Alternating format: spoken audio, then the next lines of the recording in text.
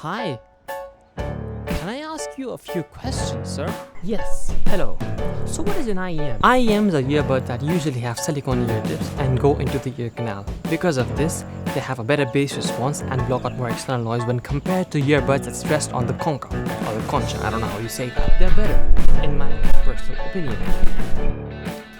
What is he even talking about, man? I don't get it. But that wasn't my question. Why did you decide to daily drive cheap Bluetooth earbuds? Great question. But I have a more interesting one. What do you really give up when you switch to cheaper Bluetooth IEMs?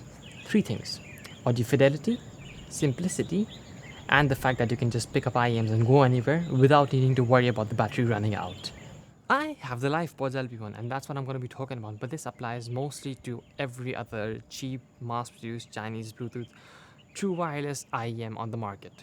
After 3 months of use, the battery lasts for about 100 minutes at half volume, and that volume, it does not distort. Disconnects are very seldom.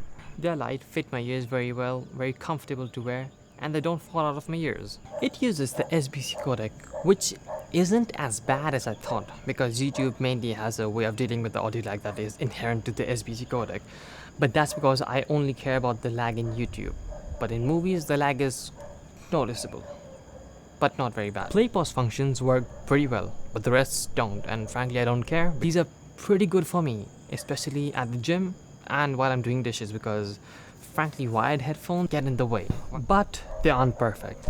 Sometimes it's a delay between the right and the left channels, which can be remedied by turning the Bluetooth off and back on again. Other times there's some channel disbalance just for a second or two and it reverts back. The LifePods one do not come with an app, so if they get disconnected or they get recognized as two separate Bluetooth devices, there's no way to pair them back together other than by resetting them. The tuning on these is laughably bassy. Mid-range details are masked. There's a little bit of preamp noise. The dynamic range is also not the best. And the worst offender is the LifePods just turning off when the loudness drops below a certain threshold. I don't know what it is. I'm gonna guess about 30 decibels. But when it drops below that, it just cuts out completely to avoid you from hearing that small hiss that it has. Next morning. Yesterday my computer literally died, so no more audio.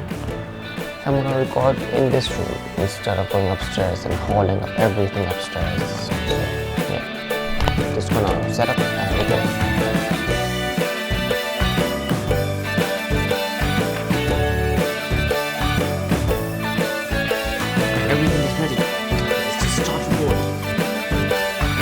So, yeah, yesterday, continue with your buddy, we need to change. So the charging, yes. Holy heavens.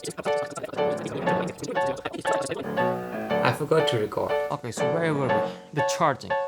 Holy heavens, it is still a mystery to me. The case does charge, and it charges the IEM through some metal pins, but sometimes it is not charged. The ref one won't charge at all. And other times, the case will just blink red. I don't know what does that mean, because it's mentioned nowhere. It won't tell me, and it's nowhere online, and I cannot find anywhere to know what the blinking red light means. So I just keep it on for 6 hours, and after that it seems charged enough to give my IEMs another like 3 charges, maybe 2.5. But I don't know what that blinking red light means, and it takes 6 hours. This thing takes 6 hours to charge. My phone, its battery is 10 times bigger, and yet it takes only like an hour and a half. It charges at 5 watts and 0.5 amps.